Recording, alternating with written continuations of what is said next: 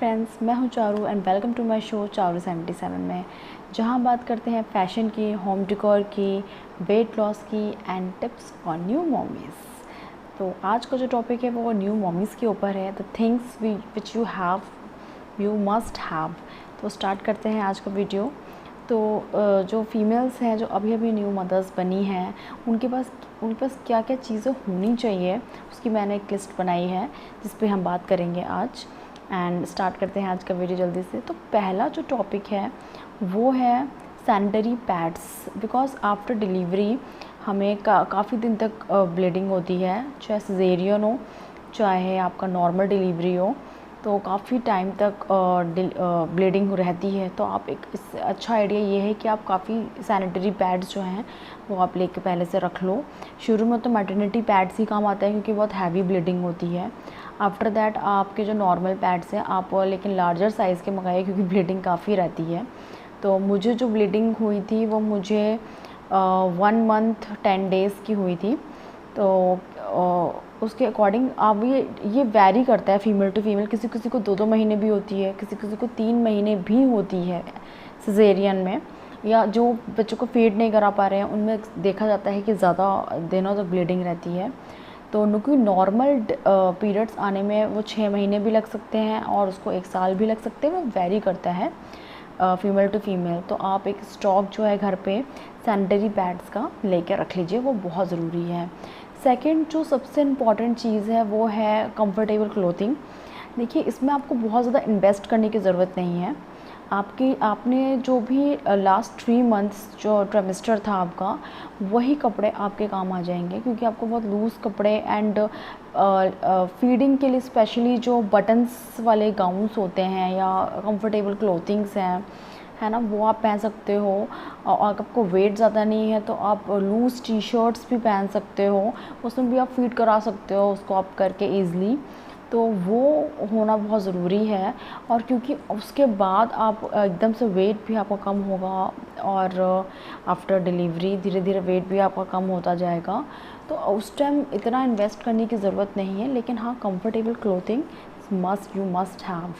तो थर्ड चीज़ होती है बेल्ट या मलमल का जो कपड़ा हम बांधते हैं पेट पे। जैसे मेरा सिजेरियन हुआ था तो मुझे हॉस्पिटल में कुछ दिन के लिए बेल्ट उन्होंने दी थी लगाने के लिए। आफ्टर दैट मुझे डॉक्टर ने बोला था कि आप चुन्नी भी बांध सकते हो पेट में।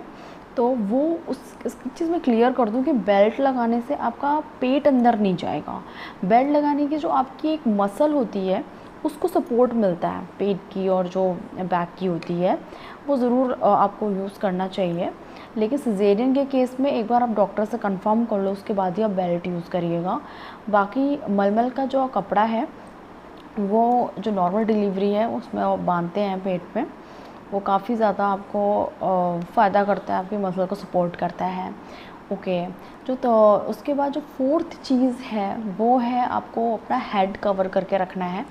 तो हेड कवर करके इसलिए भी रखा जाता है क्योंकि आफ्टर डिलीवरी देखा गया है काफ़ी फीमेल्स में जो सर दर्द की प्रॉब्लम हो जाती है, अभी नहीं तो कुछ टाइम के बाद। तो सर में तेल लगा के, चाहे वो सरसों का तेल तो स्पेशली, तो क्योंकि गर्माहट रहना बहुत ज़रूरी होता है, तो आप अपना हेड जो है वो ढक के रखना रहता है, ऐसा बोला जाता है, और रखना भी चाहिए। और पैर अगर सर्दी में हैं तो फिर तो पैर पे वो कवर करके रखने ही होंगे, क्योंकि सिजेरियन के बाद भी फील किया जाता है कि बहुत ज़्यादा ठंड, मतलब मेरा तो बेबी जनवरी में हुआ था तो बहुत ज़्यादा ठंड लगती है।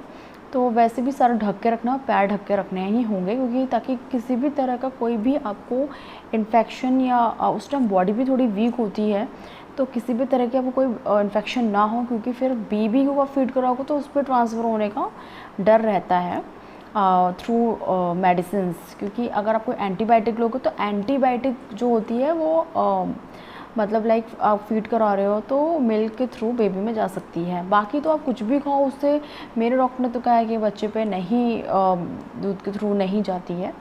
अदरवाइज़ वैसे कोई इशू नहीं है, लेकिन आप अपना सर ढक के रखिए।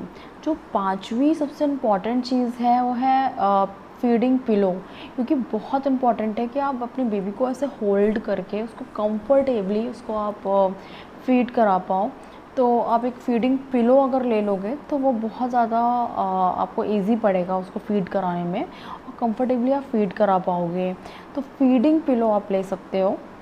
मैंने तो लिया था, मुझे तो उसी के ऊपर रख के बेबी को फीड कराने में मुझे बहुत इजी पड़ा था। तो ये मैं आपको सजेस्ट कर सकती हूँ कि फीडिंग पिलो ले लीजिए। और जो 6 चीज़ जो मैंने मुझे लगता है कि होनी चाहिए वो है कि गेट हेल्प। क्योंकि जो फर्स्ट 40 डेज़ होते हैं उसमें आपकी बॉडी को और आपके बच्चों को दोनों को बहुत ज़्यादा हेल्प की ज़रूरत होती है।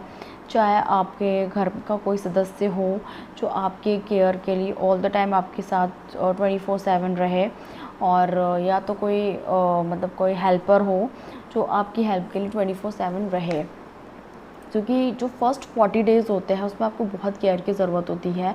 उस टाइम बॉडी भी वीक होती है, तो आपके खाने पीने को लेके, न्यूट्रिशंस को लेके हर चीज़ का ध्यान रखें, और इसकी बहुत ज़्यादा ज़रूरत होती है, तो इसका बहुत ध्यान रखिएगा। जो 7th चीज़ है वो है नर्सिंग ब्रास एंड मतलब जो फीड नर्सिंग पैड्स होते हैं उसकी। लेकिन इसमें बहुत ज़्यादा इन्वेस्ट करने की तो ज़रूरत मुझे नहीं लगी है, क्योंकि जो आप 3rd ट्रिमेस्टर में जो आप लाइक प्रेगनेंसी जो 3rd ट्रिमेस्टर में जो आप साइज़ पहन रहे होते हो उसी का एक लार्ज साइज़ आप ले सकते हो।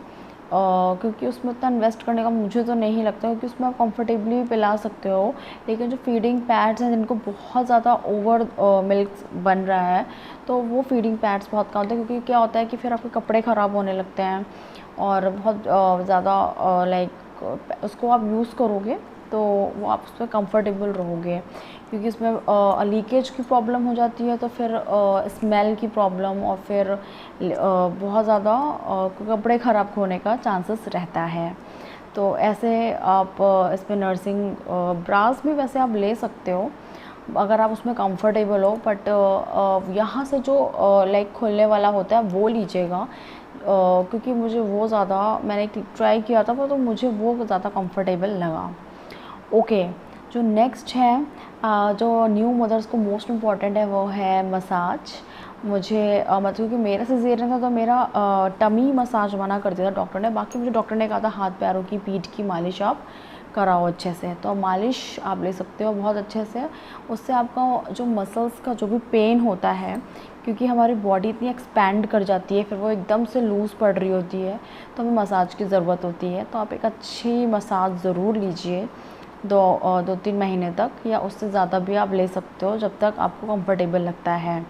और ये बहुत ही ज़्यादा बेनिफिशियल है न्यू मदर्स के लिए। अगर सरसों के तेल से करवाते हो तो वो तो बहुत ही ज़्यादा बढ़िया रहता है। तो आप उससे ज़रूर मसाज कराइए न्यू मदर्स, जो बहुत ज़्यादा फ़ायदा आपको होगा। जो उसके बाद जो पॉइंट मुझे लगता है वो है स्ट्रेच मार्क्स क्रीम। इसके लिए आप देखिए, आफ्टर डिलीवरी डॉक्टर्स क्रीम्स वगैरह लिख देते हैं, लेकिन ड्यूरिंग प्रेगनेंसी आप उसमें कोकोनट ऑयल हो गया, या उसको बहुत ज़्यादा आप मॉइस्चराइज़ करके रखिए। क्योंकि जो आपका टमी है वो बहुत ज़्यादा एक्सपेंड करता है, वो कितना एक्सपेंड करेगा वो भी नहीं होगा, फुल आपका एक्सपेंड कर जाएगा। फिर वो जब आफ्टर डिलीवरी धीरे धीरे लूज़ करेगा तो वो स्ट्रेच मार्क्स आने ही हैं। तो उसके लिए आप उसको बहुत ज़्यादा मॉइस्चराइज़ करके रखिए। मॉम्स को भी प्रोडक्ट्स आते हैं, शिया बटर्स आते हैं, आप उसको यूज़ कर सकते हो during pregnancy. And after that आप उसमें बायो ऑयल है उसको भी यूज़ कर सकते हैं। एंड उसमें स्ट्रेच मार्क क्रीम्स भी आप डॉक्टर सजेस्ट कर सकते हैं, तो वो धीरे धीरे ठीक हो जाता है, उसके लिए कोई टेंशन लेने की ज़रूरत नहीं है। उसके बाद जो पॉइंट है वो है फीडिंग रिलेटेड कुछ पॉइंट्स हैं जो मैं बताना चाहूँगी। पहला पॉइंट है ब्रेस्ट पम्प। एक्चुअली मेरा तो यही मानना है कि आप डायरेक्ट ब्रेस्ट से आप फीड कराओ बेबी को, मैं उसी की सपोर्टर हूँ। बट किसी किसी फीमेल में बहुत ज़्यादा ब्रेस्ट मिल्क सप्लाई होता है, तो उसके लिए फिर वो आप उसको पम्प आउट करके बॉटल में रख सकते हो। एंड वो किसी मतलब अगर आपका बेबी नहीं पी रहा है उस टाइम, तो आप उससे भी पिला सकते हो। और अगर आपका बहुत ज़्यादा ब्रेस्ट मिल्क सप्लाई है तो उसको आप डोनेट भी कर सकते हो, बहुत जनरल कॉज है। एंड इससे बहुत लोगों को हेल्प हो सकती है, तो इसमें कोई बुराई नहीं है, तो ये भी आप कर सकते हो। और सेकंड थिंग ये इसलिए भी ज़रूरी है क्योंकि कोई मदर्स के साथ क्या होता है कि बच्चा फीड ही नहीं कर रहा होता है, तो उसके लिए भी बहुत ज़रूरी है, क्योंकि अगर वो फीड ही नहीं कर रहा होता है तो क्या होता है कि मिल्क क्लॉट्स होने के चांसेस रहते हैं एंड बहुत पेन होता है, फीवर भी आ जाता है, आगे भी बहुत ज़्यादा प्रॉब्लम्स होती हैं। तो इसलिए भी ये बहुत ज़्यादा ज़रूरी है। तो ब्रेस्ट पंप आप ले सकते हो, ये बहुत ही नीडी है। And second is bottles. वैसे तो मैं ब्रेस्ट मिल्क से ही मतलब लाइक मुझे लगता है कि पिलाना चाहिए, बट अगर नहीं पिला पा रहे हैं या बच्चा नहीं फीड कर पा रहा है तो बॉटल्स आप लेकर रखो। आप या तो ब्रेस्ट पम्प से उस पर भर के बेबी को आप फीड करा सकते हो। तो थर्ड चीज़ जो है मोस्ट इम्पॉर्टेंट है वो है फार्मूला पाउडर। तो मैं फिर से यही पॉइंट कहूँगी कि जो ब्रेस्ट मिल्क है उसका कोई कंपैरिजन नहीं है, उसमें जो पावर है वो फार्मूला मिल्क में मुझे नहीं लगता है। बट हमें हमेशा वर्स्ट के लिए रेडी रहना चाहिए कि इससे बेटर है कि आपका बच्चा भूख के मारे रोए या वो नहीं फीड कर रहा है, तो फिर आपको ये फार्मूला मिल्क ही उसे पिलाना है। और आप ये डब्बा एमरजेंसी के लिए भी रख के रखिए। ये इसमें एक्सपायरी डेट 2 से 3 साल तक की होती है, तो जो लॉक्ड डब्बा है वो आप लेकर रखिए और ये आपके बहुत ज़्यादा काम आएगा। ओके, जो नेक्स्ट पॉइंट है वो है स्नैक्स, क्योंकि जब हम फीड कराते हैं तो हमें बहुत ज़्यादा भूख लगती है थोड़ी थोड़ी देर में। तो हेल्दी स्नैक्स आप स्टार्टिंग में तो हमें पंजीरी जो है, जो हमारी मम्मी लोग हमें बताती हैं, किसी किसी का लड्डूस भी चलते हैं, तो वो हमें खाने ही खाने हैं। उसके अलावा हम हेल्दी स्नैक्स के बारे में बात कर सकते हैं, जैसे कि मखाने हो गए एंड ओट्स बिस्किट हो गए। तो ये ओट्स अगर आप अपनी डाइट में शामिल करते हो, ये बहुत ही हेल्पफुल है ब्रेस्ट मिल्क को पम्प करने के लिए, उसको बूस्ट करने के लिए, एंड ये बहुत ही हेल्दी होता है। ओट्स को तो ज़रूर आप अपनी डाइट में शामिल कर लीजिए। इसको तो आप मतलब सोच लीजिए इसको आप खाना ही खाना है। ओट्स बिस्किट्स आते हैं, उसे आप खा सकते हो, और मसाला ओट्स आता है, नॉर्मली ओट्स का आप चीला बना के खा सकते हो। ये बहुत ही ज़्यादा हेल्दी है, और जो न्यू मम्मीज़ हैं उनको ब्रेस्ट मिल्क सप्लाई में बहुत ज़्यादा हेल्प करता है। तो कोशिश करिए हेल्दी स्नैक्स लीजिए, मैं यही सजेस्ट करूँगी आप लोगों को। बहुत ज़्यादा घी और ये सब खाने से तो बेटर है कि आप एक हेल्दी स्नैक्स ले सकते हो, लाइक मखाना एंड ओट्स। उसके बाद जो पॉइंट आता है ड्राई फ्रूट्स, आप भिगो लीजिए रात में, एंड ऐसे भी खा सकते हो अगर सर्दी का टाइम है, लेकिन आप रात में भिगो लीजिए। बादाम हो गया, अखरोट हो गया, आप उसे मॉर्निंग में खा सकते हो। ये बहुत ही ज़्यादा आपको एक तो एनर्जी, आपको पूरे दिन एनर्जी रहेगी, क्योंकि जब फीड कराते हो तो कई बार ऐसा होता है स्टार्टिंग में कि बॉडी भी वीक होती है, आपको चक्कर से भी आ सकते हैं। मेरे साथ ये हुआ था, मुझे तो चक्कर जैसे मुझे ब्लैक सा हो रहा था आँखों के आगे। तो फिर ये सब चीज़ें अपना डाइट का पूरा ध्यान रखना है, तो इस पे कोई भी कॉम्प्रोमाइज़ नहीं करना है। तो उसके बाद जो पॉइंट है कि मेडिकेशन बॉक्स, कुछ फीमेल्स में ये होता है कि डॉक्टर्स दवाई और चला देते हैं 40 to 50 डेज़ के लिए, लाइक कैल्शियम की हो गई, आयरन की हो गई, मल्टीविटामिन हो गई। तो ये सब दवाइयाँ आप अपने पास हमेशा रखिए। तो मतलब लाइक 40 to 50 डेज़ जो भी जितने दिन डॉक्टर्स आपको कहते हैं खाने के लिए वो आपको खाना है। और अगर नहीं भी कहते हैं तो अपनी डाइट में ऐसी चीज़ें शामिल कीजिए, लाइक चिया सीड्स वगैरह हैं वो आप खा सकते हो। मैंने ये वेट लॉस ड्रिंक्स में भी बताई हैं, चिया सीड्स के आप फ़ायदे देखोगे तो बहुत ज़्यादा फ़ायदे हैं। इसमें इतना कैल्शियम, पोटेशियम, मैग्नीशियम होता है कि जो आपके बॉडी में जो पेन होता है उसको ही हटाने में और आपकी बॉडी में कैल्शियम को बैलेंस मेंटेन करने में बहुत ज़्यादा हेल्प करता है। तो अपनी डाइट में इन सब चीज़ों को शामिल कीजिए। ओके, जो उसके बाद जो मैंने पॉइंट मेरे दिमाग में आता है, मैंने नोट करके रखा है, वो है गुड कैमरा ज़रूर होना चाहिए, क्योंकि एक एक मोमेंट जो है वो बेबी का कैप्चर, क्योंकि जो मोमेंट है वो 1 साल कैसे बीत जाएगा पता ही नहीं चलता है। तो फिर एक एक मोमेंट आपको कैप्चर करना चाहिए अपने बेबी का, तो उसके लिए एक गुड कैमरा और फ़ोन ज़रूर होना चाहिए। ओके, जो नेक्स्ट पॉइंट है वो है क्या नहीं यूज़ करना चाहिए, वो है परफ्यूम, जो न्यू मदर्स हैं, क्योंकि जो बेबी है वो मदर की स्मेल से बहुत ज़्यादा यूज़ टू होता है ना। तो वो उनकी मदर्स की स्मेल्स को बहुत ज़्यादा मतलब समझता है बेबी, तो इसलिए परफ्यूम मत यूज़ करिए कुछ टाइम तक, तो बेटर है। क्योंकि फिर बेबी कंफ्यूज हो सकता है। तो इट्स बेटर है कि आप परफ्यूम मत यूज़ करिए।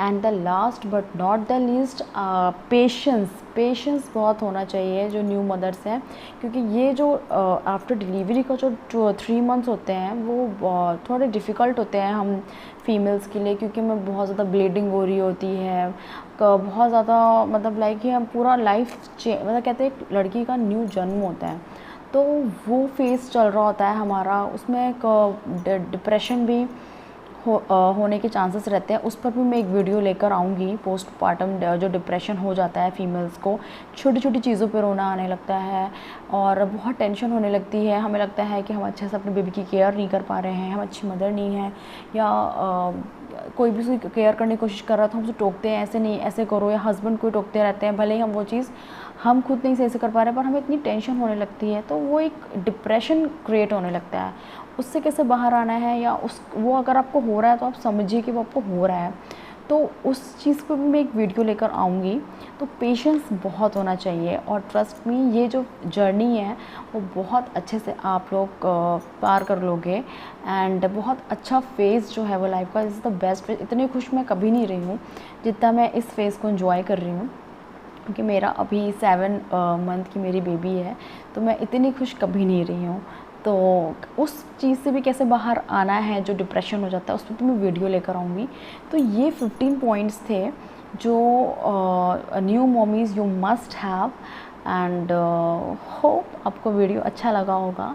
मैं postpartum depression, after delivery depression के ऊपर पे वीडियो लेकर आऊँगी नेक्स्ट। तो इसके लिए मुझे सब्सक्राइब करिए, और अगर वीडियो अच्छा लगा तो लाइक कीजिए, शेयर कीजिए, कमेंट कीजिए, और मुझे बताइए कि वीडियो आपको कैसा लगा।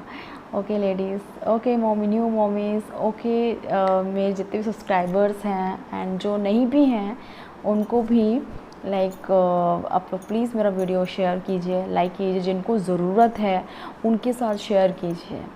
ओके फ्रेंड्स, ये था आज का वीडियो।